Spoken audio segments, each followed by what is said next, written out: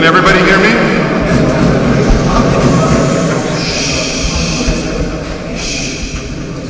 Thank you everybody for coming. We normally just start with question period, but I'd like to make a brief statement before, and then I'll open up the floor to question period. Over the past few days, the flags of Hampstead and Israel in front of Town Hall were deliberately set on fire. Not once, but twice.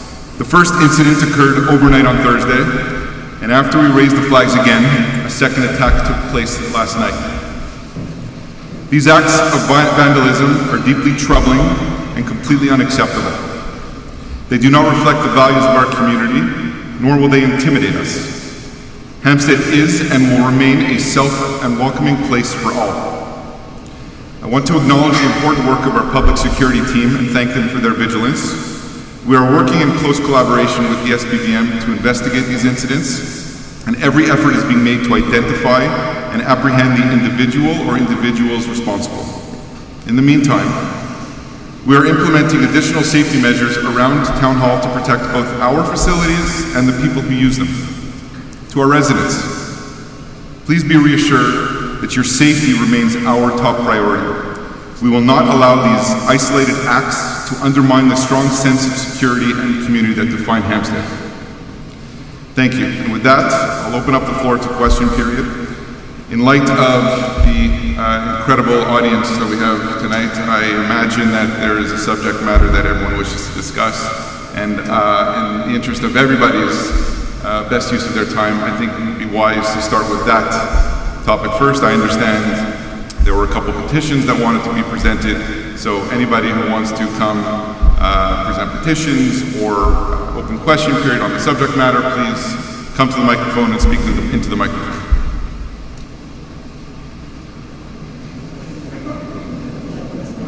Please. Okay. Bonjour Monsieur le maire, bonjour messieurs les conseillers municipaux et autres employés de la ville. Je m'appelle Rémi, je suis résidente à Hampstead et je m'adresse à vous aujourd'hui en ce qui concerne le drapeau de l'État d'Israël qui flotte présentement devant la mairie. Je me pose notamment la question de pourquoi est-ce que ce drapeau a été hissé en premier lieu et pourquoi ce drapeau est-il encore là aujourd'hui.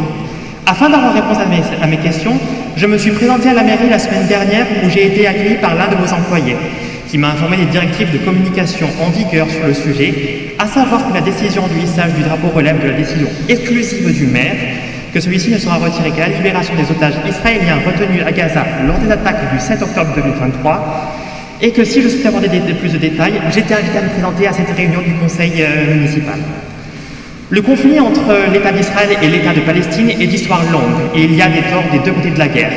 Mais considérant les actes de l'État d'Israël perpétués dans l'État de Palestine présentement, notamment le bombardement intensif et les meurtres de civils, la rétention volontaire de l'accès des Palestiniens à l'aide humanitaire créant famine et empêchant les soins, dans de nombreux cas jusqu'à ce que mort s'en suive, le refus de procéder à des trêves humanitaires et la propagande qu'effectue l'État dans les médias tout en restreignant l'accès de la presse sur le territoire palestinien, l'État d'Israël effectue présentement une riposte démesurée et disproportionnée envers l'attaque que l'État a subie. Il est difficile de compter le nombre de personnes mortes à la suite de cette guerre, comme exprimé par Cathy Béal dans leur publication du 20 juillet 2024 dans The Lancet, où elle démontrait qu'au moins 186 000 personnes mortes à Gaza à la suite de cette guerre de manière directe ou indirecte. L'armée israélienne, quant à elle, dénombrait récemment 53 000 morts palestiniens de manière directe à la guerre de Gaza, dont 83% des morts sont des civils. Plusieurs organisations et plusieurs pays appellent à ce que les actions d'Israël à Gaza soient considérées comme un génocide. Et me concernant, je suis de cet avis. Et je suis aussi d'avis. Très bien. Très bien. S'il vous plaît, c'est quoi la question? La question est donc pourquoi est-ce que le drapeau de l'État d'Israël flotte-t-il présentement devant la mairie et est-ce que la présence du drapeau affirme l'approbation par la municipalité de Hampstead des actions qu'effectue l'État d'Israël dans le cadre du conflit entre cet État et l'État de Palestine, y compris les bombardements, les meurtres directs et indirects et les crimes de guerre. Merci. J'ai fini. Ok. J'ai fini. Merci. All right.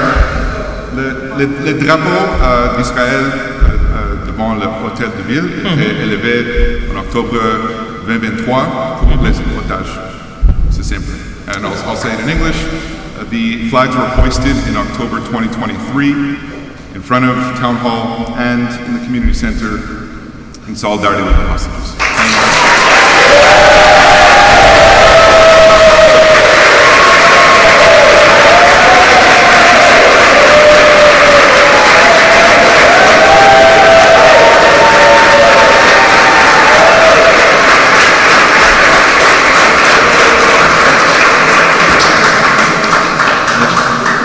Vous avez une autre question? Oui, est-ce que, comme j'ai indiqué, est-ce que cela représente l'approbation des actes d'Israël par la mairie de Hampstead?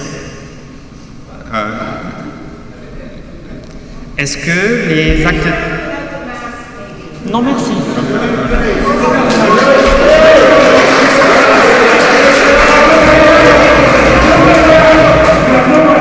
Désolé, je ne peux pas entendre. Comme je disais, est-ce que les actions d'Israël sont approuvées par la municipalité de Hampstead? Ça, c'est pas une question de travaux du municipal. Pourtant, vous affichez son drapeau et vous approuvez... Ça, c'est la réponse. Très bien. Merci de votre bonne soirée.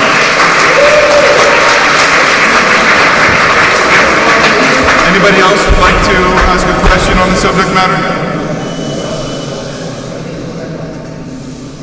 No other questions? Okay. Oh, please come to the microphone.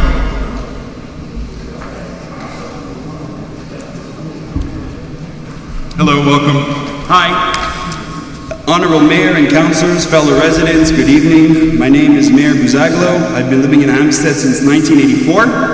I'm here tonight to present a petition signed by over 400 Hampstead residents and many more who quietly support the flying of the Israeli flag on municipal property.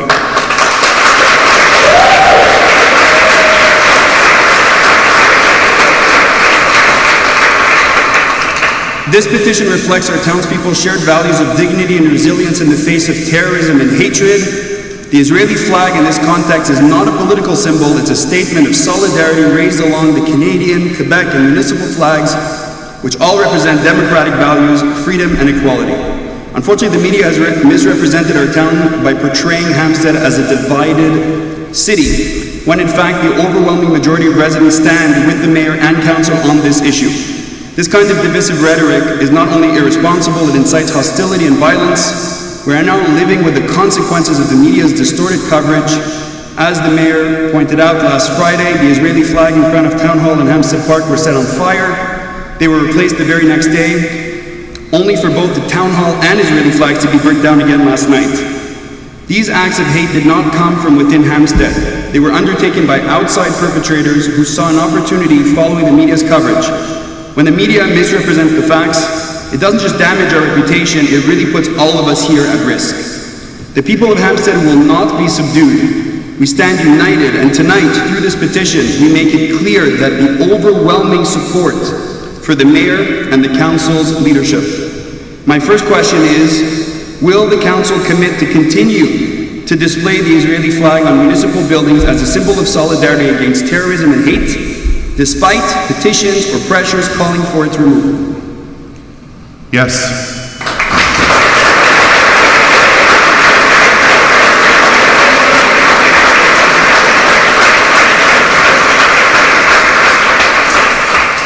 In November 2023, Hampstead adopted a bylaw to protect the kidnapped hostage posters from vandalism. Will the council extend the same level of protection to the Israeli flag, ensuring that if these flags are ever defaced or vandalized again, those responsible will face meaningful penalties?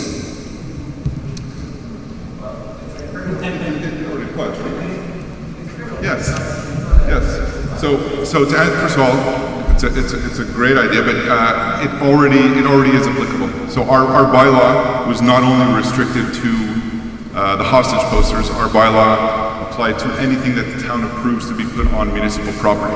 So absolutely, and if this perpetrator is caught, and if it's the same person, then it'll be a first and second offense on top of everything else that this individual could be facing, or individuals.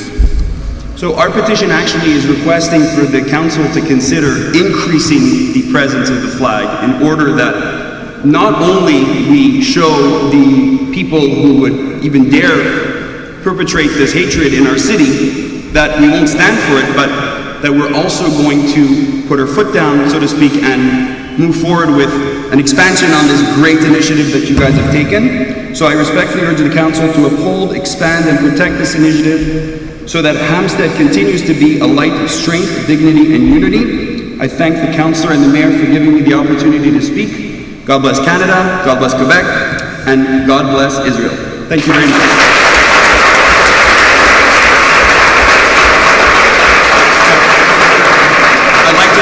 I'd like to present the petition signed by the people, and I think a lot of them are in this room. Absolutely. So that this way you guys can... Here we go. 386, guys. I got 387. So, with regards to the last question about more flags, you know, I don't have an answer for you now. I will discuss this with council, and obviously the tremendous support that you have brought tonight will influence that decision, and you know, we'll be speaking with people throughout the community and what's best for the community. I do want to take this time to thank you for being a strong advocate in our community for what you believe is right. You know, it's, whether you agree with the flag or you don't agree with the flag, the democratic process is to circulate a petition, not to take matters into your own hands and burn flags and to face these. And on that, you know, I just want to add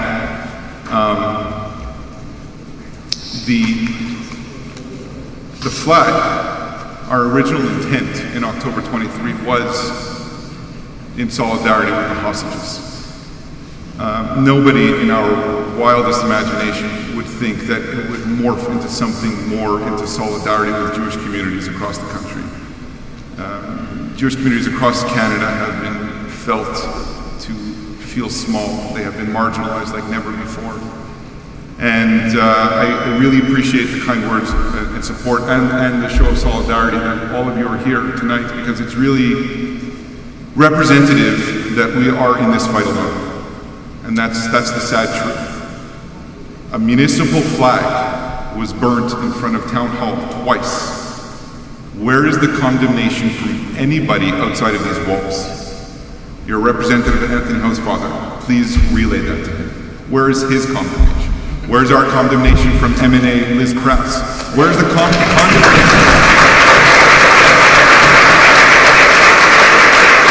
It's not about whether you support Israel or you don't support Israel. It's the fact that there was a democratically elected council to do something by the will of the people, and we did it. And then people, individuals, took matters into their own hands. And it could have been a disastrous unfolding of events, because that flag was just feet away from a Hydro-Quebec panel. It could have been really bad. I really hope, and I have full confidence in the police to catch it. But the reality is we are in this fight alone. And I just want to make a plea with all of you, a challenge, to do more, to speak up. Do not be passive, do not be afraid. Be strong, be courageous, because that is the only way to beat this. So thank you very much. Thank you for your leadership.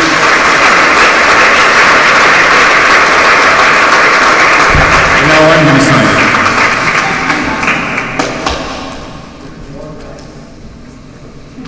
You want to sign it next? Okay. Écoute. Hello, welcome. Comme vous le savez, j'ai été invité il y a quelques mois à venir parler ici au Conseil pour remercier la ville d'Hampstead pour ce Bienvenue qu'ils font. encore. Pour vous expliquer, tous les dimanches, on a une marche pour les otages qui commence devant le chalet d'Hampstead, et on a la chance d'être accompagné par, entre autres, l'agent des gagnés qui est ici et tous les agents de la ville d'Hampstead pour notre protection, ainsi que par la police, le SPVM. On marche tous les dimanches à 10h30, donc je serais ravi de voir autant de monde ce dimanche prochain à la marche. La ville d'Hampstead nous a toujours été très fidèle, elle nous fournit l'aide qu'on a besoin. À chaque fois que j'ai eu besoin, j'ai pu contacter Chandra ou même le maire, on m'a toujours fourni l'aide. Maintenant, j'ai une demande encore plus symbolique pour la ville d'Hampstead. J'aimerais qu'on renomme un parc d'un jeu d'enfants au nom de Ariel et Kfir Bibas. Comme ça, leur mémoire, à travers le rire d'enfant, continuera à vie. Et la ville d'Hampstead sera très fière, et je serai ravi qu'on l'ouvre ensemble.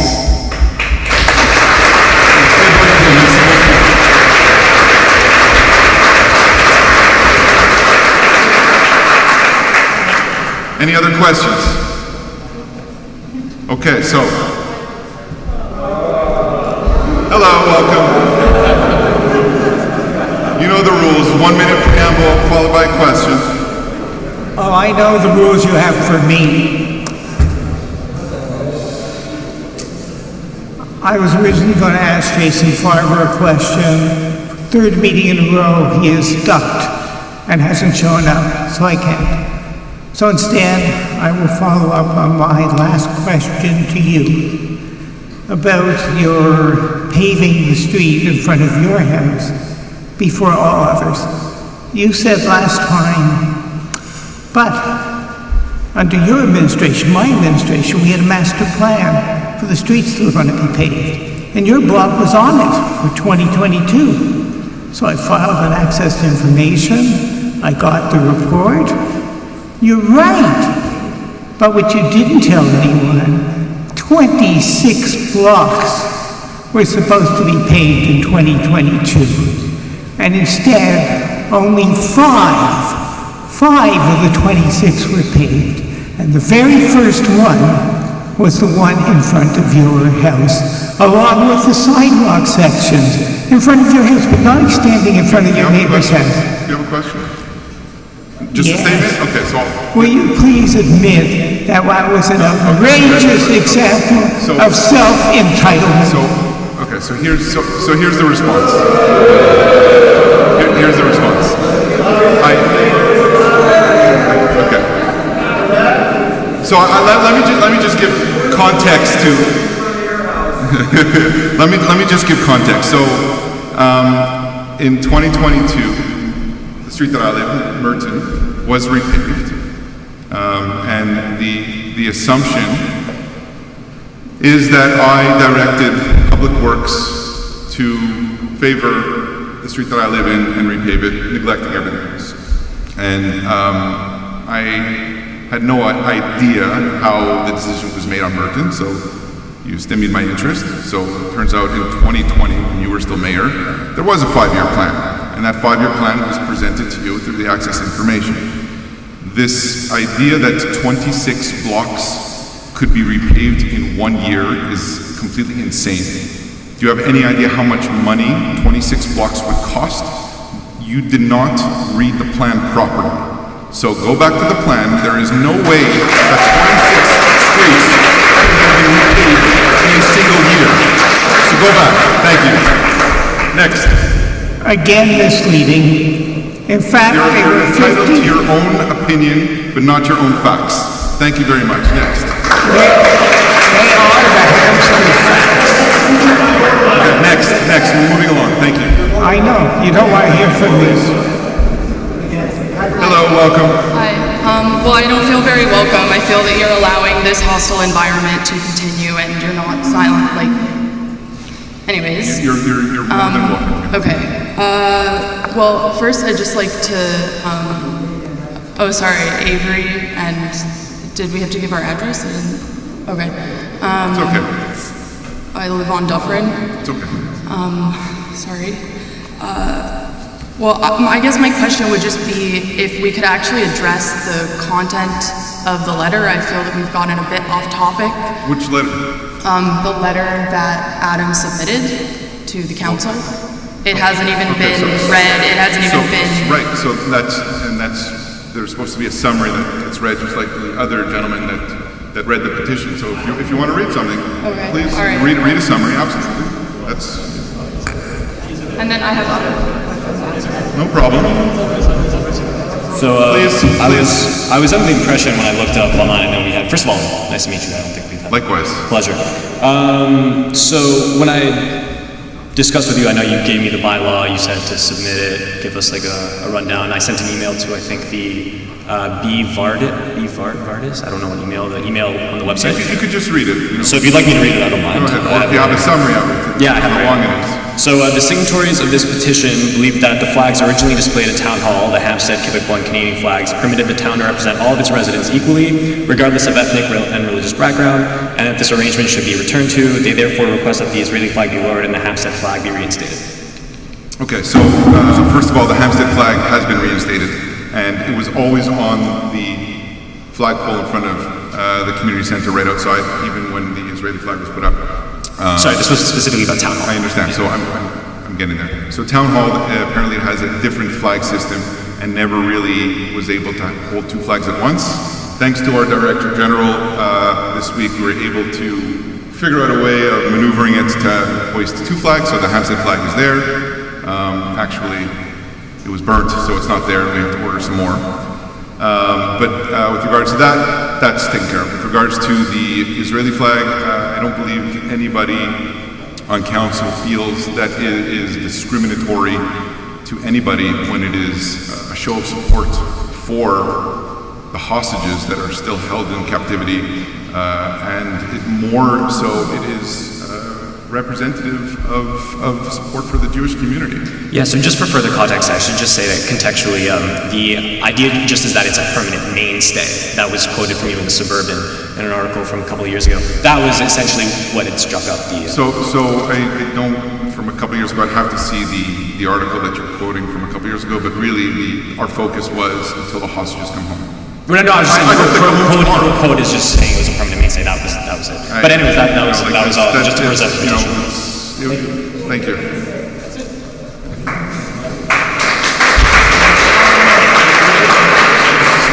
And just to follow up on that as well, I'm happy that people are undertaking the democratic process and signing a petition. That's good. And I think just out of fairness or transparency, because the petition was transferred here, there's about 400 signatures, and I think there were 41 signatures on the other petition. So let's just, spirit of transparency with that. Either way, that's still only like 5 to 6% of Hampstead's population. And once again, I think I just reiterate what Adam's saying, is that the idea that it's a permanent mainstay should be something that is continued, that the council is continuously accountable to people for, and not just like a one-time decision, nor something that can be made to stay by 5 to 6% of the population. So, I mean, I will say I'm not like versed in like bylaws, not as much as Adam, but until that petition has reached a threshold such that it represents a majority, I don't think we can really present it as such as representing the majority. That's all I... So I will say that petitions are just petitions. Yeah. They are not binding in any manner whatsoever, whether you have 2,000 signatures or 2 signatures. Okay. What is binding are elections. They're coming up, and that is your best tool to make changes to anything that you like.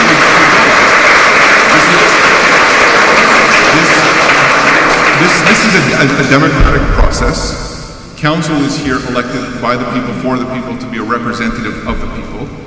We don't consult every single resident on a majority for every issue that we adopt. We're going to be passing dozens of resolutions tonight. We can't function by seeking a majority on every single resolution that we do. There's an election coming up. You either like your governing council or you don't. And that's the way it works. Thank you very much. I also have another question not related to the last question. Well, this question just actually had to do with the moderation on the Facebook group and just who is... Which Facebook group? The Hampstead community. That is not a town thing. That is... But town councilors are the moderators of the page. I understand, but it is a personal endeavor, and we're here only to discuss town business. All right, we don't talk about personal issues. Thank you very much. Hello. Yes, please, welcome. I can tell you one thing. I've been here since 1991 or 92. Never been involved in anything but the state of Israel. The mayor before you, who's sitting here, you. Let's not make references to people in Okay, I'm telling you, whatever you do for the state of Israel, God bless you. That's all.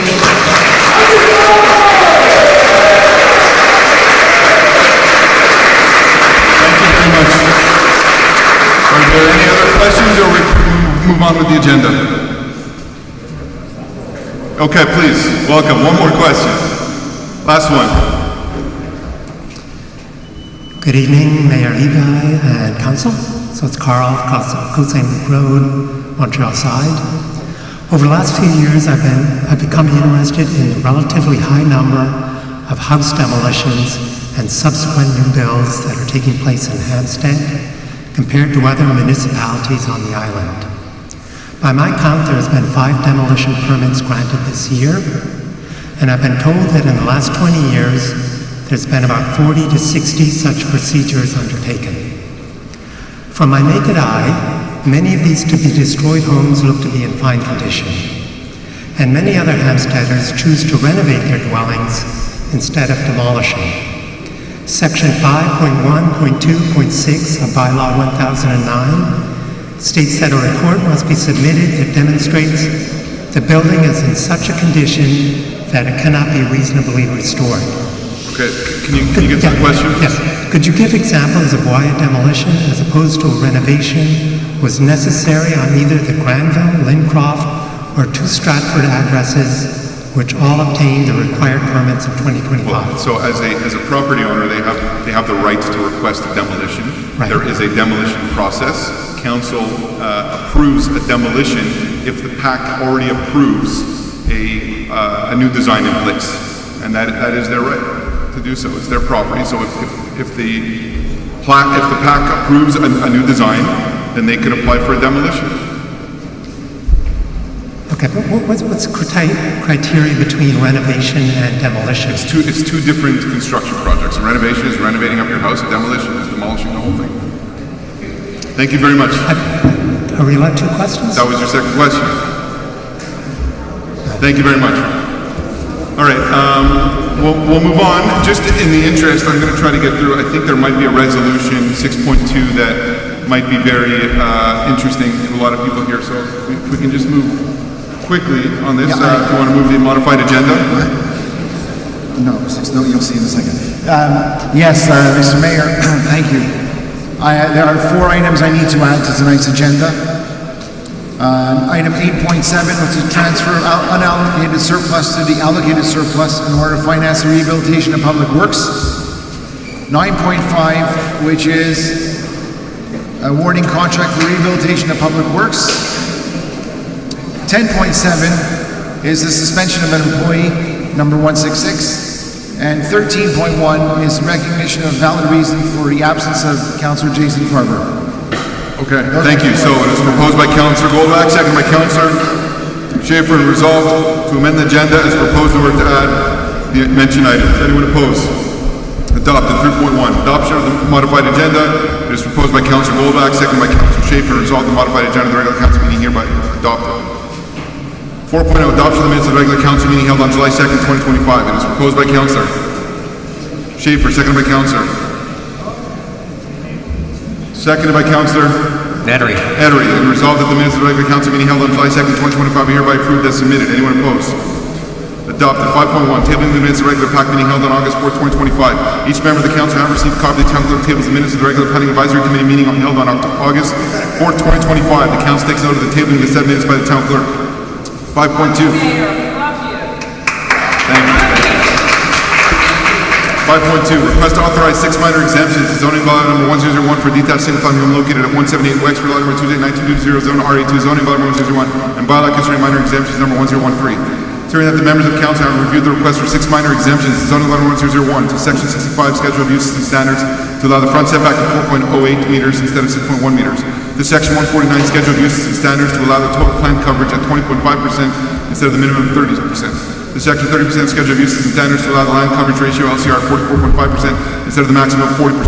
To section 152 to allow the sitting of a patio on the right side yard at a distance of 0 meters from a boundary line instead of minimum 1 meter. To section 60 to allow the sitting of a balcony on the rear yard at a distance of 1 meter from a boundary line instead of the minimum 2 meters. To section 76 to allow the sitting of mechanical equipment on the left side yard at 1.24 meters from a boundary line instead of the minimum 1.5 meters. Any interventions besides what was said to us? Are there any interested parties here that would like to say? Please, come ahead. Thank you. Thank you. This is my first meeting and I didn't realize it would be so emotionally charged. Just get started. It was the warm-up act. I've got to come more often, I think. So my name is Russell Brand, my wife Marla Greenspoon, and we live just on the left side of 178 Wexford at 176. We live next door, and there's a number of minor exemptions here that were quite alarming, the high volume of these minor exemptions in this particular property. We don't quite understand why these issues weren't resolved in the permitting process and why the bylaws haven't been respected. And now it seems like the property owner is attempting to legalize their non-compliance through retroactively because these construction has already been done, from what we understand. They have some mechanical equipment setback in section 76. They've requested to locate mechanical equipment to 1.24 meters versus 1.5, which is a 17% reduction in the space. For us in particular, it's a problem because that mechanical equipment is right next to our patio, and the fact that it would be so close and wouldn't respect the setbacks would create more noise, disturbance, and a reduced separation between the neighbors, which we think the bylaws are there to exactly to protect. Regarding the overbuilding, encroachment, setback reductions, and loss of green space from section 6530, 60, and 149, these four exemptions collectively expand the footprint of the building while reducing green space and required setbacks by between 11% and 50% of the space. They represent a pattern of overbuilding, unreasonably encroaching on neighbors, diminishing privacy, reduction of green space and the character of the neighborhood, and worsened drainage between the properties. In our specific case, these impacts are magnified by the property owner previously removing bushes and a retaining wall that were between the properties, and they were never returned. And so before they were providing buffering and water management, which are no longer there. So that exacerbates the problem with having this patio even closer to the property line. And so, like I said, the removal of those things combined with everything creates negative drainage and also a bad visual effect for us. Overall, not all these 6 exemptions affect us directly. For example, section 152, other side of the house, has no impact on us. But we feel that approving these exemptions, this high volume of exemptions, would create a precedent encouraging other property owners to disregard the town's permitting system, the bylaws, the zoning standards, establish green character, and the council's rules, and rewards non-compliance for the bylaws. And it sends a message that anybody can basically do whatever they want and then ask for forgiveness after. In conclusion, for these reasons, we respectfully request that the town council reject the proposed exemptions and enforce the town's bylaws and the rights of all citizens. Thank you very much. Okay, stay there. So I read because you sent that in also, right? Yes. I got it, I read it. We're in the process of analyzing it. We're not going to pass it tonight. We're going to defer it. We're going to look at what can be done. Okay. Thank you very much. Appreciate it. Considering the Planning Advisory Committee on its meeting held on June 16, 2025 recommended to defer the request to authorize 6 minor exemptions to Zone 1001. It is proposed by Councillor Budding, seconded by Councillor Schaefer. Resolved the request to authorize 6 minor exemptions to Zone 1001 for the property located at 178 West Street, lot number 209-220, Zone RA2 is deferred. Anyone opposed? Deferred. 5.3. Request to authorize 1 minor exemption to Zone 1001 for a detached single-family home located at 5851 Ferncroft, lot number 209-289, Zone RA2, Zone 1001, and bylaw concerning minor exemption number 1013. Consider that the members of council have reviewed the request for 1 minor exemption to Zone 1001 to Section 60 to allow the sitting of a balcony on the rear yard at a distance of 1 meter from the boundary line instead of the minimum of 2 meters. Considering that the Planning Advisory Committee on its meeting held on June 16, 2025 recommended to refuse the request for 1 minor exemption to Zone 1001. We are proposing to approve it. I need a councillor to propose it. Edery, seconded by Councillor Goldwax. And result of the request to authorize 1 minor exemption to Zone 1001 for the property located at 5851 Ferncroft, lot number 209-289, Zone RA2 is approved. Anyone opposed? Were there any? One opposition? Okay. Were there any interventions? No? Okay, thank you. 5.4. Request to authorize 2 minor exemptions to Zone 1001 for detached single-family home located at 50 Harrow, lot number 2090106, Zone RB4, zoning bylaw number 1001, and bylaw concerning minor exemptions number 1013. Considering that the members of council have reviewed the request for 2 minor exemptions to schedule of uses and standards for Zone RB4 as prescribed by Section 65 of the zoning bylaw number 1001, to allow the rear setback at 5 meters instead of 7.315 meters, to allow the right side setback at 2 meters instead of 2.5 meters. So that the Planning Advisory Committee on its meeting on June 16, 2025 recommended to approve the request to authorize 2 minor exemptions to Zone 1001. Were there any interventions? It is proposed by Councillor Bunning, second by Councillor Goldwax. And result of the request to authorize 2 minor exemptions to schedule of uses and standards for Zone RB4 as prescribed by Section 65 Zone 1001 for the property located at 50 Harrow, lot number 2090106, zone RB4 is approved. Anyone opposed?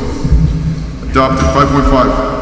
Request to authorize an addition in the rear yard for a detached single-family home located at 50 Harrow, lot number 2090106, zone RB4, zoning bylaw number 001, SPIP bylaw number 705. It is proposed by Councilor Budding, second by Councilor Schaefer. Result of the request to authorize an addition. The request to authorize an addition in the rear yard for a detached single-family home located at 50 Harrow and submitted to the Planning Advisory Committee meeting on June 16th is deferred. Sorry. Is conditionally approved as recommended by the back, provided that a vertical line or recess is required between the existing house and the proposed addition to separate the volumes. The proposed project partially meets the prescribed standards of the zone bylaw ordinance and partially meets the prescribed standards of the site planning architectural integration program by number 775. Anyone opposed? Adopted. 5.6. Request to authorize 2 minor exemptions to zoning bylaw 101 for a detached single-family home located at 21 Stratford, number 2088714, zone RE1, zoning bylaw number 101, and bylaw concerning minor exemptions number 1013. Considering that the members of council reviewed the request for 2 minor exemptions to zoning bylaw 1001 to section 118 to allow in the front yard the maximum combined width of vehicular access and pedestrian access of 47.5% instead of 40%. To section 119 to allow the maximum slope of vehicular access in the front yard at 12% instead of 10%. Considering the Planning Advisory Committee on its meeting held on August 4, 2025 recommended to approve it, the request to authorize 2 minor exemptions to zoning bylaw 1001. Are there any interventions? This is deferred. So we are proposing to defer it. I need a councillor to propose. Mike Goldwax, second by Councillor Bunning, and result of the request to authorize 2 minor exemptions to zoning bylaw 1001 for the property located at 21 Stratford, number 28714, or zone RA1 is deferred. Anyone opposed? 5.7. Request to authorize modifications to the front facade of a detached single-family home located at 21 Stratford, number 28714, zone RA1, zoning bylaw 101, SPIP bylaw number 705. It is proposed by Councillor Bunning, second by Councillor Goldwax. Resolved the request to authorize modifications to the front facade of a detached single-family home located at 21 Stratford and submitted to the Planning Advisory Committee meeting on August 4, 2025 is deferred as recommended by the PAC. The proposed project partially meets the prescribed standards of the zoning bylaw 101 and partially meets the prescribed standards of the site planning architectural integration program by number 705. Anyone opposed? Adopted. 5.8. Request to authorize 2 minor exemptions to zoning bylaw 101 for detached single-family home located at 41 Hampstead, lot number 239113, zone RA1, zoning bylaw 101, and bylaw concerning minor exemption number 1013. Sir, the members of council reviewed the request for 2 minor exemptions to zoning bylaw 101. The section 73 to allow the sitting of a pergola at 1.24 meters from the rear land site boundary line instead of 1.5 meters. The section 76 to allow the sitting of 2 pieces of mechanical equipment on the secondary front yard in Lincroft. The Planning Advisory Committee on its meeting held on August 4, 2025 recommended to approve the request to authorize 2 minor exemptions to zoning bylaw 101. It is proposed by Councillor Bunning, second by Councillor Schaefer, and resolved the request to authorize 2 minor exemptions to zoning bylaw 101 for the property located at 41 Hampstead, lot number 29113, zone R1 is approved. Anyone opposed? Were there any interventions? No. 5.9. Request to authorize 2 minor exemptions to zoning bylaw 101 for a detached single-family home located at 5 Applewood Crescent, lot number 29284, zone RA2, zoning bylaw 101, and bylaw concerning minor exemptions number 1013. Considering that the members of council reviewed the request for 2 minor exemptions to the schedule of uses and standard for zone RA2 as prescribed by section 5 zoning bylaw 1001 to allow the left side setback at 2.4 meters instead of 2.7435 meters, to allow the right side setback at 2.44 meters instead of 2.7435 meters, so that the Planning Advisory Committee on its meeting held on August 4, 2025 recommended to refuse the request to authorize 1 minor exemption to the schedule of uses and standards for zone RA2 as prescribed by section 5 zone bylaw 101 to allow the left side setback 2.4 meters instead of 2.7453 meters, so that the Planning Advisory Committee on its meeting held on August 4, 2025 recommended to approve the request to authorize 1 minor exemption to the schedule of uses and standards for zone RA2 as prescribed by section 5 the zoning bylaw 101 to allow the right side setback at 2.44 meters instead of 2.7435 meters. Any interventions? Welcome. Hi. Hello. So that's going to be my house. Okay.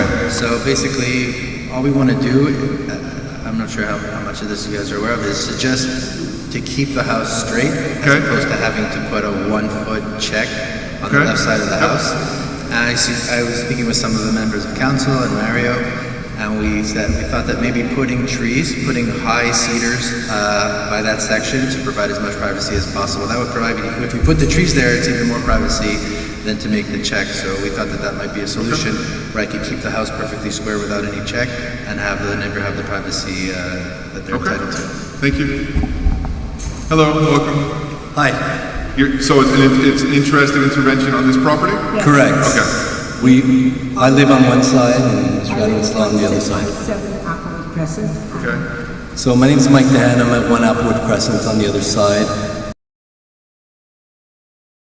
Respectfully oppose the request for permission for permit exemption. Okay. I believe exemption should be granted only in cases of genuine hardship, not pure convenience. In this case, I see no compelling reason why the existing bylaws cannot and should not be upheld. I have followed all the bylaws in the past with my extension and with my pool installation. There's already limited space between the homes, and I think it'd be irresponsible to reduce the space further. I also want to go on record that I'll not approve any use of my property for matters of construction, and there was unauthorized use of my property already about 3 weeks ago. I respectfully ask the committee to deny this exemption request and ensure the same standards apply equally to all residents, including how it applied to my construction in the past. Okay, thank you. Are you on the side where it will be checked, or are you on the other side? I'm on the side where there's a check. Okay. 7 is where there's a check. But I think the check would be on both sides, based on the project. Read your message. There's a check on both sides. Yeah, one was right. Mine, on my side, between 5 and 7, I've already, my air conditioning, my heat pump is there, my garden, like my path is made. I don't want anything. So, I don't want any machinery on it. It's a separate. I appreciate the comments. I will say, the way it works is PAC gives us a recommendation, council makes a decision based on that recommendation. The PAC gave a decision on one side to approve it and one side to refuse it. Based on your representations tonight, council is going to defer this, and we're going to look at the matter further. Thank you. Thank you. Okay, so I need a councillor to propose deferral, please. Goldwax, second by councillor Fastener. Resolved that the request to authorize one minor exemption to the schedule of uses and standards for zone RA2 is prescribed by section 5 zone of bylaw 101 to allow the left side setback at 2.4 meters instead of 2.7435 meters for the property located at 5 Applewood Crescent. Lot number 20984 zone RA2 is deferred. That the request to authorize one minor exemption to the schedule of uses and standards for zone RA2 is prescribed by section 65 zone of bylaw 101 to allow the right side setback at 2.4 meters instead of 2.7435 meters for the property located at 5 Applewood Crescent. Lot number 20984 zone RA2 is deferred. Please. I've spoken to Mr. Dehan, and I thought we had a good understanding and a good rapport with one another. This comes as I request only, if it's possible, maybe for the three of us to meet. You should just be addressing us. I don't want to make people feel uncomfortable. Okay, because putting them on the spot. I have to say the same thing to everybody. I could have been contacted. There's a regulation in the bylaw that you really shouldn't be addressing other people here. Okay. Maybe they want it, maybe they don't want it. So, I just want to be fair across the thing. A request to the council, maybe for the three neighbors to be able to sit together with somebody from council and maybe come up with a solution. If I may, I think the best approach would be to have a meeting with our director of urban planning, and if your neighbors want to join, I think it's best if you have coordination between the three of you to figure out what you do. This comes as a total shock to me. Nobody even wants this. Okay, so, but there's a starting point. So I would suggest reach out to Mr. Duchesne with his fantastic hat and take it from there. I'm sure that everybody's going to be reasonable and figure out a solution that works for everybody. Reasonable and shelter. Thank you very much. Thank you. 5.10. Request to authorize the addition of the rear yard of detached single-family home located at 5 Applewood Crescent, number 209-824, zone RA2, zoning bylaw 101, and SPIP bylaw number 705. That's part of it. We have to defer. Yeah. It is proposed by councillor. This is going to be a preferred deferral. It is proposed by councillor Goldwax, second by councillor Schaefer, and result of the request to authorize an addition on the rear yard. Guys, please, I don't want to disturb the meeting. Rear yard of a detached single-family home located at 5 Applewood Crescent, submitted to the Planning Advisory Committee meeting on August 4, 2025, is deferred as not recommended by the PAC, despite being recommended by the PAC, provided that the plans must be modified to respect the minimum left side of the setback.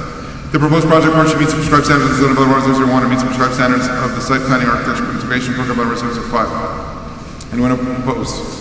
Deferred. 5.11. Request to authorize 3 minor exemptions to zoning bylaw 001 for a detached single-family home located at 39 Belsize, lot number 29628, zone RA2, zoning bylaw 001, and bylaw concerning minor exemptions number 1013. Considering that members of council have reviewed the request for 3 minor exemptions as a schedule of use standard for zone RA2 as prescribed by section 65 of zoning bylaw 1001. To allow the front setback on Belsize at 5.4 meters instead of 6.1 meters. To allow the secondary front setback on Rue Belsize at 4.2 meters instead of 6.1 meters. To allow the rear setback at 2.2 meters instead of 5.98 meters. Considering that the Planning Advisory Committee on its meeting held on August 4, 2025 recommended to approve the request to authorize 3 minor exemptions to scheduled use as standard of zone RE2 as prescribed by section 65 of zoning bylaw 001. Were there any interventions? I just have a question. This is to legalize an existing situation. Right, fine. Yeah. It is proposed by Council Bunning, second by Council Schaefer. Resolved the request to authorize 3 minor exemptions to schedule of uses as standard of zone RE2 as prescribed by section 65 of zoning bylaw 001 for the property located at 39 Belsize, lot number 29628, zone RE2 is approved. Anyone opposed? Adopted. 5.12.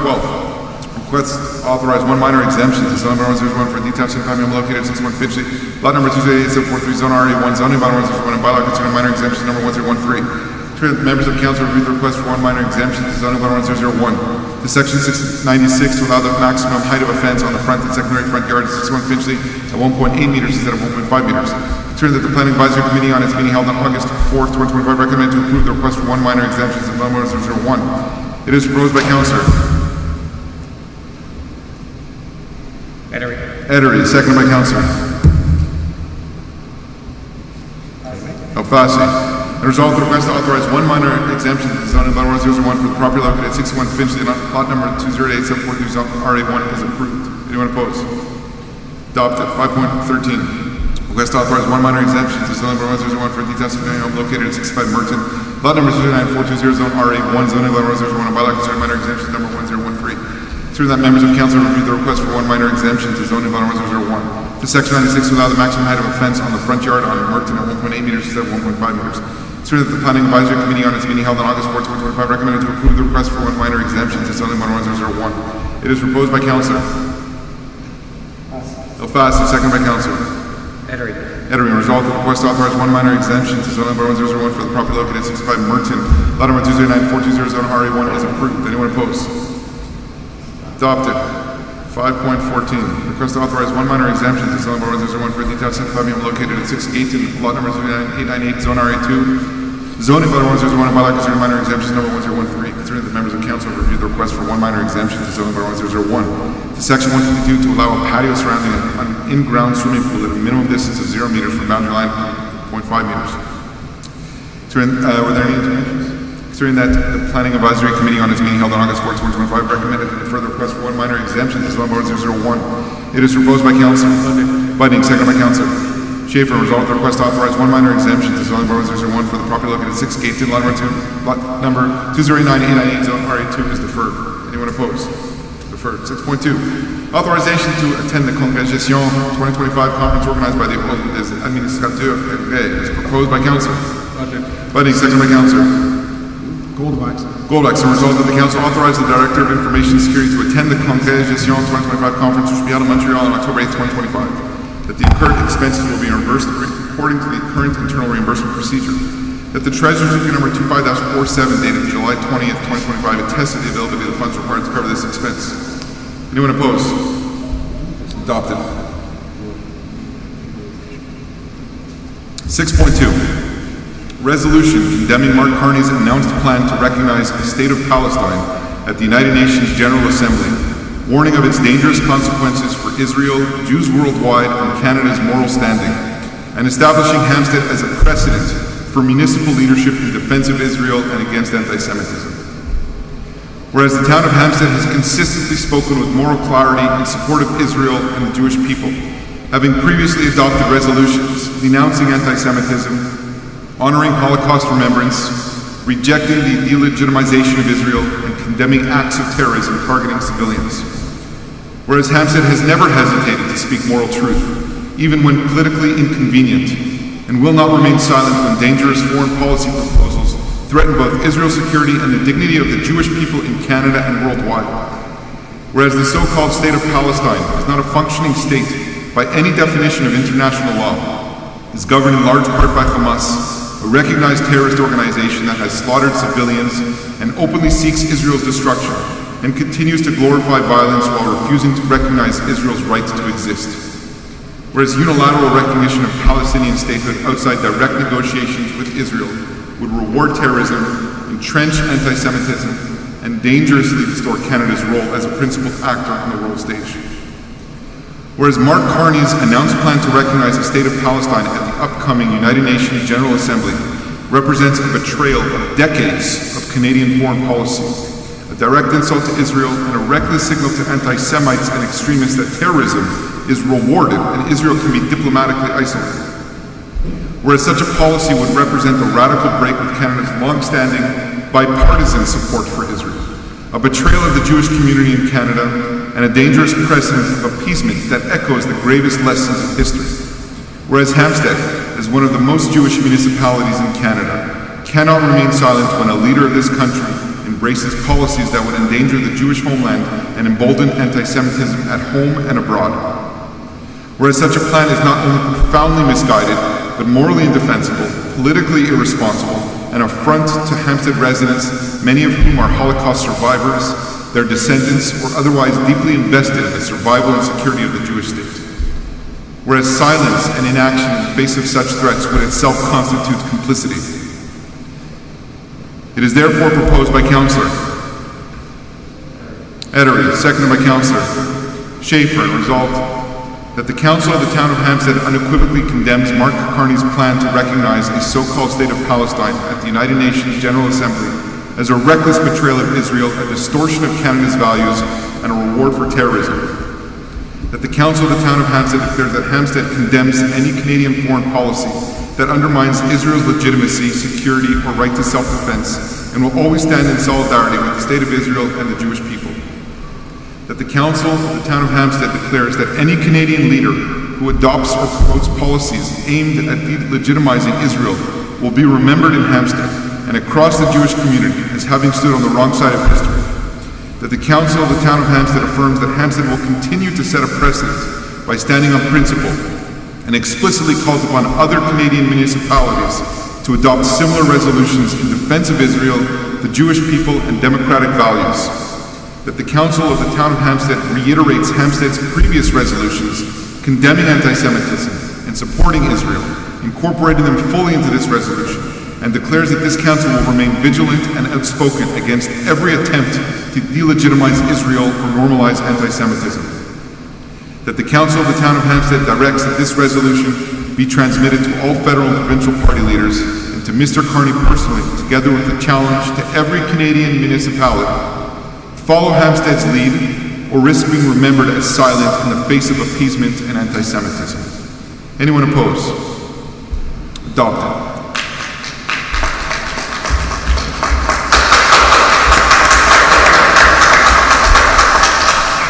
7.1, notice of motion tabling of bylaw number 551-2, modifying garage sales bylaw number 551.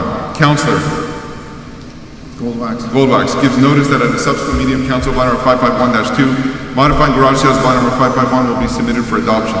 Tables of said draft bylaw. Copies of the draft bylaw number 551-2 will be available in the town clerk's office. 7.2. Notice 7.2. This is just the tabling. These are just tabling. Yes, I understand. We're deferring the tabling? No, sure, you can table that. No, yeah, it's just, you're right, table it. We're just tabling. Section 6, we're tabling it, so it's good. So we'll amend it for next time. Okay, notice of motion tabling of bylaw number 710-2, modifying by, filming bylaw number 710. Councillor Goldbach gives notice of the motion that a subsequent meeting of Council bylaw number 710-2, modifying filming bylaw number 710 will be submitted for adoption. Tables of said draft bylaw. Copies of the draft bylaw number 710-2 will be available at the town clerk's office. 7.3. Notice of motion tabling of bylaw number 795-20, modifying nuisances bylaw number 795-2. Councillor Goldbach gives notice of motion that at a subsequent meeting of Council bylaw number 75-20, modifying nuisances bylaw number 795-2 will be submitted for adoption. Tables of said draft bylaw. Copies of the draft bylaw number 795-20 will be available at the town clerk's office. 7.4. Notice of motion tabling of bylaw number 1010-28, modifying tariff bylaw number 1010. Councillor Goldbach gives notice of motion that at a subsequent meeting of Council bylaw number 1010-28, modifying tariff bylaw number 1010 will be submitted for adoption. Table to set draft bylaw. Copies of the draft bylaw are 1010-2 available at town clerk's office. 8.1. Approval of the disbursements for the month of June 2025. Consider that council review the list of payments for the month of June 2025. It is proposed by council. Edery, second by councilor Schaefer. Resolved that the disbursements for the period from June 1st to 30th, 2025 in the total amount of $1,631,240.03 are hereby approved. Anyone opposed? Adopted. 8.2. Tabling of the financial report and the external auditor's report for the 2024 fiscal year. According to section 105.2 of the Cities and Towns Act, the town treasurer hereby deposits the financial report and the external auditor's report for the 2024 fiscal year. Come on down.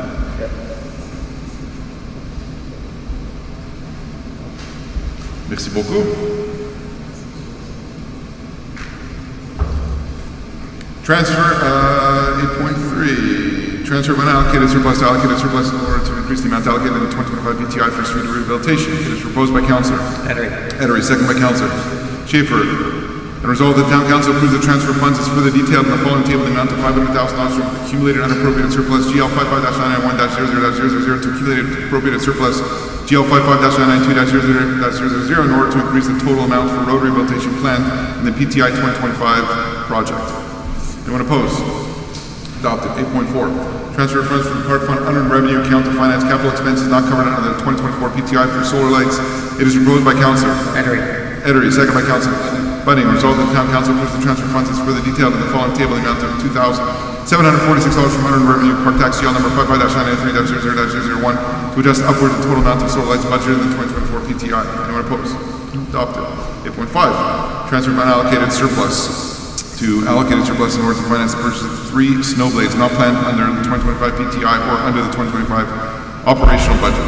It is proposed by councilor Edery, second by councilor Schaefer, and resolved that the town council approves the transfer of funds as further detailed in the following table in the amount of $105,500 from accumulated unappropriated surplus GL number 55-991-0000 to accumulated appropriated surplus GL number 55-992-0000 in order to finance the purchase of 3 snow blades not planned in the 2025 PTI or under the 2025 operational budgets.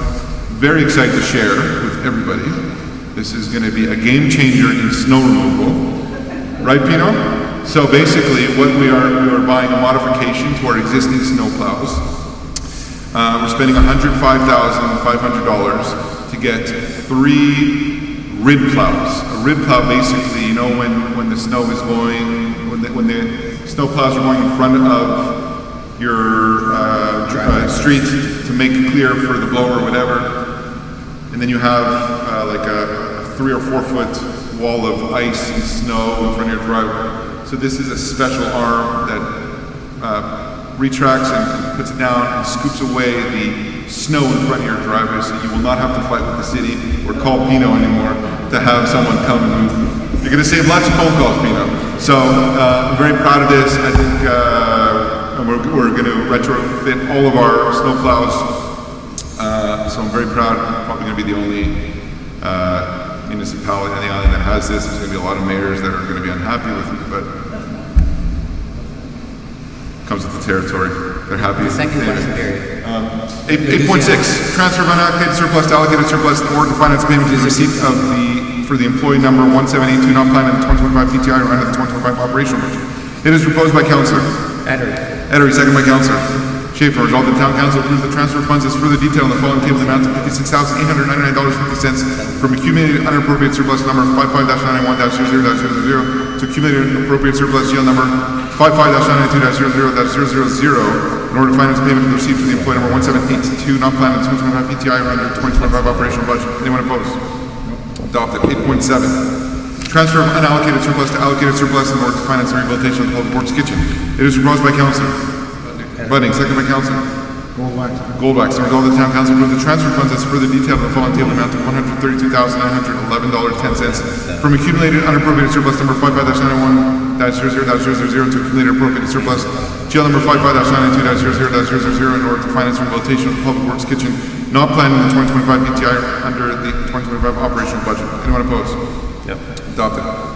9.1. Mandates to the Union des Municipalités du Québec for the purchase of various bins and kitchens, mini bins for residual material collection. Whereas the town of Hampstead has received a proposal from the UMQ to prepare on its behalf and on behalf of other interested municipal organizations a call for tender documents for group purchase of rolling bins and kitchen mini bins for the collection of residual materials for the year 2026. Whereas section 29.9.1 of the Cities and Towns Act and 14.7.1 of the Municipal Code allows a municipality or intermunicipal board or RCM to enter an agreement with the UMQ for the purpose of purchasing movable property.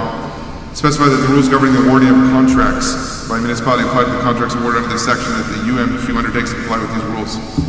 Specify this contractual process subject to UMQ bylaw 26 and contract management for group purchasing agreements adopted by the UMQ Board of Directors. Where the town of Hampstead wishes to participate in this group purchase in order to obtain rolling bins and or kitchen mini bins in the quantities required to meet its needs. It is proposed by Councillor Alfasi, second by Councillor Bodax. Resolved that the preamble be an integral part of this resolution as if recited in full. The town of Hampstead entrusts the UMQ with the mandate to prepare on its behalf and on behalf of other interested municipal organizations a call for tenders document for awarding a group purchase contract for the supply of rolling bins and or kitchen mini bins necessary for the activity of the town or intermunicipal board or RCM for the year 2026. And in order to enable the UMQ to prepare its call for tenders document, the town of Hampstead agrees to provide the UMQ with all required information by completing the necessary technical registration forms provided by the UMQ and returning the completed document by the specified deadline. While the needs expressed by the town of Hampstead at this stage are approximate, the quantities indicated in this registration form must represent as accurately as possible the town's anticipated actual needs and of course the liberal legislative framework for UMQ group purchases. UMQ may only make changes to the quantity such changes are incidental to the contract and not alter its nature. That if the UMQ awards a contract, the town of Hampstead agrees to abide by the terms of that contract as if it had entered into it directly with the awarded supplier. That if the UMQ awards a contract, the town of Hampstead agrees to proceed with the purchase of the products listed in the BAC 2026 call for tenders according to the minimum quantity specified in other contractual terms. That the town of Hampstead acknowledges that the UMQ will receive directly from the supplier management fee equivalent to a percentage of the amount billed before taxes to each participant. This percentage is set at 2%. A copy of this resolution be sent to the UMQ. Anyone opposed?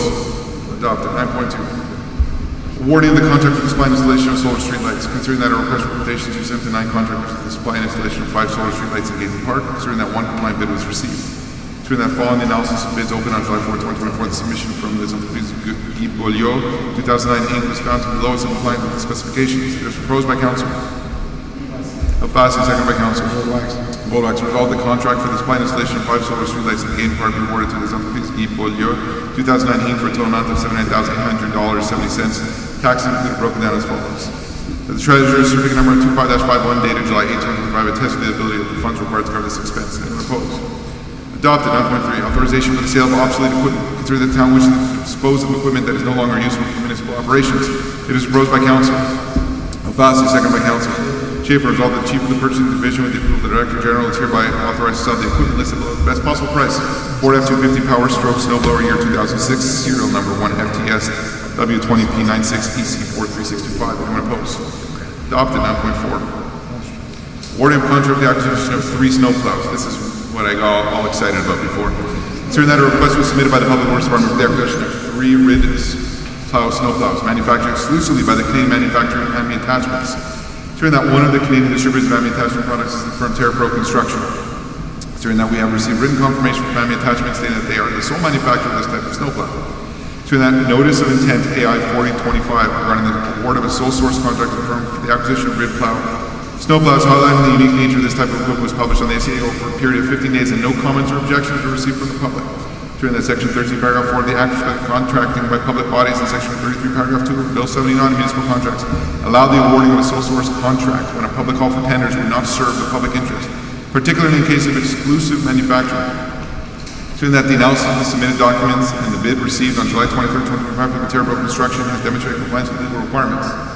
It is proposed by Councillor Alfasi, second by Councillor Schaefer. Resolved that the contract for the acquisition of 3 rid plow snowplows be awarded to the firm TerraPro Construction for a total amount of $105,202.13, all taxes included in the following terms. Note the delivery time for the snowplows is a maximum of 18 weeks following the contract award. Anyone opposed? Adopted. 9.5. Awarding of contract for the rehabilitation of the Public Works Kitchen. Considering that an invitation to tender was launched to 7 bidders for the renovation of the Public Works Kitchen. Considering that only 1 compliant bid was received. Considering that the following analysis of bids opened on August 2025 at 10 a.m. bid from Group DCR was found to be a compliant bid with the requirements of the specifications. During that section 573.3.3 of the Cities and Towns Act allows in cases where only 1 compliant bid has been received to negotiate the price with the sole bidder. Considering that Group DCR has reduced the value of its original bid from $143,603.78 tax included to to the new amount of $132,911.10, tax increment representing a reduction of $10,692.68. It is proposed by Councillor Edery, seconded by Councillor Alfasi. Resolved, the contract for the rehabilitation of Public Works Kitchen be awarded to Contract Group DCR for the cost of $132,911.10, broken down as follows. That the Treasury number 25-54 dated August 2025 attest to the limited funds required to cover this expense. Anyone opposed? Adopted. 10.1. Replacement of a member appointed by the Town of Hampstead on the Pension Committee. Considering that Mr. Jose Nunez was a member of the Pension Committee of the Pension Plan of the Employees of the Town of Hampstead. Considering that the Town of Hampstead may appoint 6 members on the Pension Committee on the Pension Plan for the Employees of the Town of Hampstead. Considering that it is deemed advisable to appoint a new representative of the said Pension Committee, it is proposed by Councillor Alfasi, seconded by Councillor Edery. Resolved to appoint Mr. Giuseppe Tallarico to replace Mr. Jose Nunez as a member of the Pension Committee on the Pension Committee of the Pension Plan for the Employees of the Town of Hampstead. Congratulations on your promotion. 10.2. And everything that comes with it. 10.2. Replacement of a member appointed by the Town of Hampstead on the Pension Committee. Considering that Mrs. Monica Alino Mantulescu was a member of the Pension Committee on the Pension Plan of the Employees of the Town of Hampstead. Considering that the Town of Hampstead may appoint 6 members on the Pension Committee of the Pension Plan for the Employees of the Town of Hampstead. Considering that it is deemed advisable to appoint a new representative on the said Pension Committee. It is proposed by Councillor Edery, seconded by Councillor Alfasi, and resolved to appoint Mr. Pierre Poole to replace Mrs. Monica Alina Mantulescu as a member on the Pension Committee on the Pension Plan for the Employees of the Town of Hampstead. Anyone opposed? Adopted. 10.3. Hiring of Mr. Dylan De Silva as a temporary blue-collar auxiliary for the Community Services and Recreation Department. Ensuring that one temporary blue-collar auxiliary position, salary grade 3 with the Community Services and Recreation Department is presently vacant. The Director General and Director of Human Resources recommended the hiring of Mr. Dylan De Silva to fill such positions. Ensuring that resolution number 2006-54 delegates only to the Director General and the Director of Human Resources the authority to hire non-regular officers and employees for a term of not more than 520 hours. Ensuring that Mr. Dylan De Silva has begun his assignment on July 29, 2025. It is proposed by Councillor Alfasi, second by Councillor Goldwax. Resolved to hire Mr. Dylan De Silva as a temporary blue-collar auxiliary subject to usual conditions and in accordance with the provisions of the collective agreement between Cube Local 301 and the Town of Hampstead. That the Treasury number 25-52 dated July 24, 2025 attested to the funds required to cover this expense. Anyone opposed? Adopted. 10.4. Approval of the hire list of white-collar student employees of the Community Services and Recreation Department. Considering that Council members review the list of the Director of Community Services and Recreation submitted on August 25, 2025 on the hiring of white-collar student employees. It is proposed by Councillor Bunning, second by Councillor Schaefer. Resolved the Town Council approves the hiring of white-collar student employees as detailed list from the Community Services and Recreation Department. The hiring is subject to usual conditions in accordance with the provisions of the collective agreement between Cube Local 49 and the Town of Hampstead. That the Treasury number 25-27 dated April 17, 2025 attests to the ability of the funds required to cover this expense. Anyone opposed? Adopted. 10.5. Approval of the release and settlement agreement signed by the Syndicat des Fonctionnaires Municipaux de Montréal, Cube 429, employee number 1782 in the Town of Hampstead. Is proposed by Councillor Schaefer, second by Councillor Edery. Resolved to approve the release and settlement agreement signed on July 30, 2025 by the Syndicat des Fonctionnaires Municipaux de Montréal, Cube Local 429, employee number 1782 in the Town of Hampstead. That the Treasury number 25-5 dated August 2025 attests to the ability of the funds required to cover this expense. Anyone opposed? Adopted. 10.6. Temporary hiring of Mr. Kareem Barth as Human Resources Counsel for maternity leave replacement. It is proposed by Councillor Goldwax, second by Councillor Schaefer. Resolved to hire Mrs. Kareem Barth temporarily as Human Resources Counsel for maternity leave replacement subject to the usual conditions and accordance with the conditions described in the contract signed on August 1, 2025 between Mrs. Barth and the Town as represented by the Director of Human Resources contained in the confidential personnel file in the Director of Human Resources office. That the Treasury figure number 25-55 dated August 21st, 2025 attests to the ability of the funds required to cover this expense. Anyone opposed? Adopted. 10.7. Suspension of employee number 1666. Considering that the Director of Human Resources reported a 10 working day suspension without pay of employee number 1666. Considering that a last chance agreement was signed on August 25th, 2025. It was proposed by Councillor Alfasi, second by Councillor Edery. It resolved that having inquired, Council ratifies 10 working days disciplinary suspension without pay of employee number 1666 that the Council approves the Town ratifies the last chance agreement signed on August 25th, 2025 between the Town of Hampstead and the Syndicat des Fonctionnaires de Montréal, Local 301. Anyone opposed? Adopted. 12.1. Adoption of the Information Technology Security Policy. Consider the protection of IT systems and processed information is essential to maintain the integrity and reputation of the Town of Hampstead. Consider that the Information Security Department has developed a comprehensive security policy aimed at protecting informational assets against all unauthorized modifications, destruction, disclosure, and access. Show that the information technology security policy has been reviewed and recommended by the town's administration. It is proposed by Council Goldblack, second by Councilor Fasten. Resolved to adopt the information technology security policy as presented by the Information Security Department to authorize the immediate implementation of this policy. Anyone opposed? Adopted. 13.1. There's something else. Yes.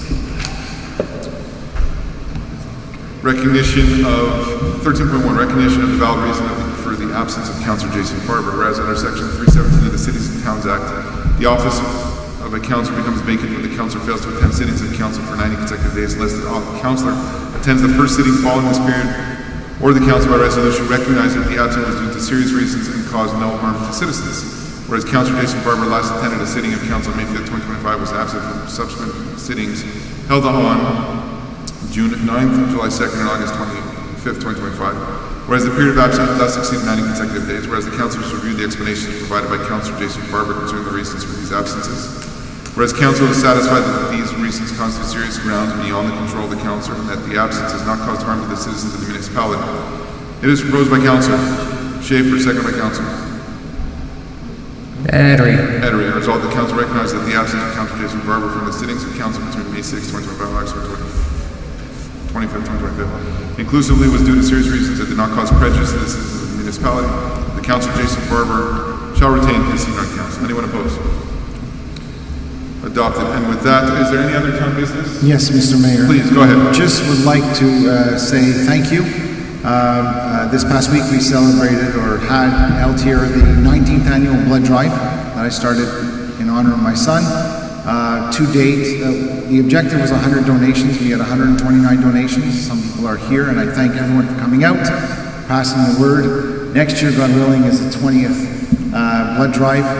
Annual blood drive. I will say to date, right now with the 19 blood drives, we've saved close to 9,000 lives with just our donations alone.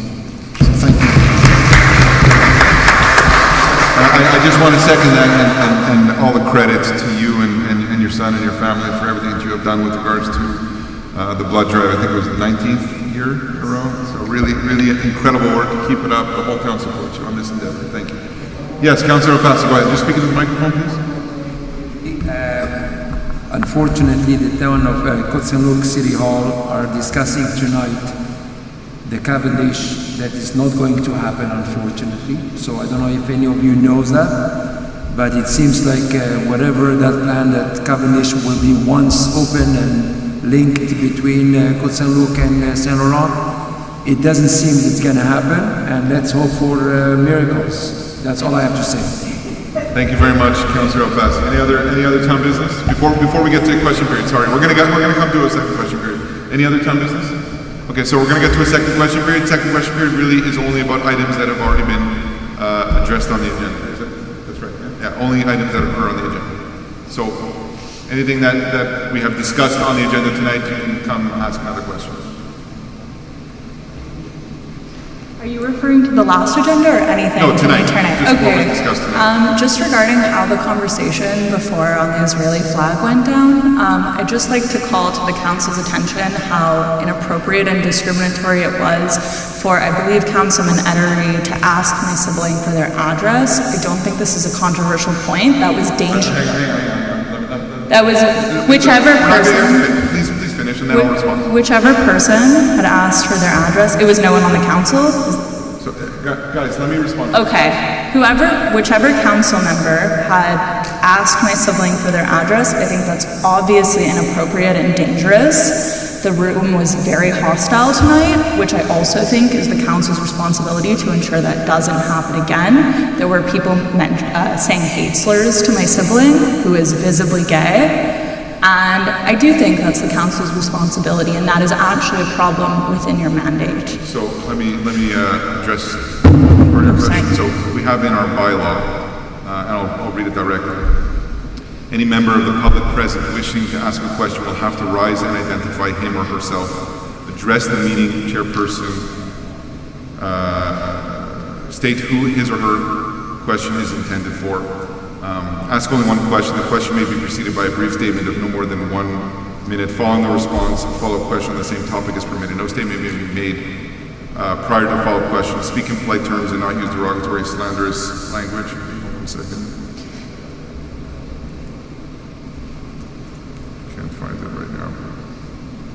is...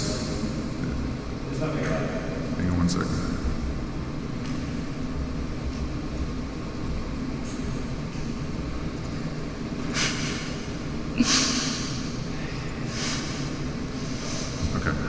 Shocker. So I'm... Who would have thought? I wonder why that's not in there. No, because it's dangerous. Regardless, whether or not it were in there. Let me Sure, go ahead. So, as was custom in the previous mandates, someone would not, during this mandate, someone would rise and always identify themselves. And that was part of the identification process. If you go to any other council meeting, whether it's Conseil, City of Montreal, agglomeration, they always have to present ID and it's documented.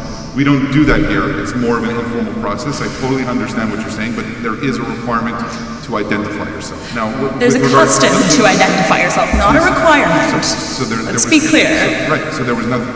Well, there is a requirement to identify yourself. Not with your address. It's part of the identification process. No, it's not. Okay, I'm not going to get into a debate, but with regards to the second part of what you said, anything that was said that was derogatory, absolutely, totally uncalled for. Could have brought to the attention of public security when it happened, and we would have dealt with it. Totally unacceptable on that matter. Okay. First of all, I'd like to say that thank you for your words. However, obviously, it was completely discriminatory. No one else was asked for their address. Shocker, because it's a custom. And also, I believe that that was implicitly a hateful act to ask one person for their address, the only visibly gay person. So I hope that this council can conduct themselves with appropriate ethical conduct. It's ridiculous, and I also think you owe my sibling an apology. Beyond that, beyond an apology, I hope that each of you focus on what is within your mandate. Thank you very much. Any other questions? I find it actually pretty insulting that you're going to assume any of our positions with regards to whether your sibling is gay or not. You asked one person. First of all, I didn't ask, and second of all, just to be clear, when Gava was excluded from the gay pride parade, they came to us and we sat with them and we negotiated with them to have them be able to come here and to be in our town and to be able to express themselves freely in our town. I didn't actually ask you for the address. I didn't ask anybody for the address. No, I didn't. I didn't ask for the address. It says in the bylaw to identify yourself. And that is... We have the right to ask someone to identify. So I will forgive you. Okay. All right. Are there any other questions? You have a question? I did not ask. Yeah. I have all respect for you. I'm a social worker and open-minded, and Mayor Steinberg hates me because of my open-mindedness. I've been coming to town hall meetings. I've missed one week. Well, I missed during COVID, but then those were online, so I was attending online. I was also, I missed 1 week. I missed last month when my mother passed away. The standard is I would say, hello, my name is Alana Hirsch, I live on Conseil Road. Every single person was doing it. I think there's familiarity with people who were talking today. They didn't ask Mayor Steinberg's address because they know where he lives. So I am saying to you, it is normal practice here that happens, and I understand being offended. I understand that it's a very charged situation, but I just would like to say, you are accusing them of something that in turn is not right either. So I think if everybody just kind of takes a deep breath, everybody understands that the Israel-Palestine thing is charged on across the board. As a Jewish woman, I'll be honest, I struggle with it sometimes. Okay, so I think what we have to do is stop accusing people of doing right or wrong. I can say I know most of these people here. I'll never, like, the way you feel is the way you feel. And it would be horrible of me to stand here and say it's not valid, because you know what is valid, and life has taught you that this is the way people treat you when you're different, and I apologize for that. But I can say it is not happening here. Okay, so just so you know, I've been coming to meetings for 6 years, every month for 6 years. And I always have to say where I live, okay? That's it. Well, I think we could take this off of public and anybody who wants to respond, because there are town employees here that have to go home, and I want to close up the meeting. So if there are no other questions, I'm going to call for adjournment. The agenda having been completed is proposed by Councillor Goldbach, seconded by Councillor Bunning, and result that this council meeting be adjourned at 8:37 p.m. Thank you very much, everybody, for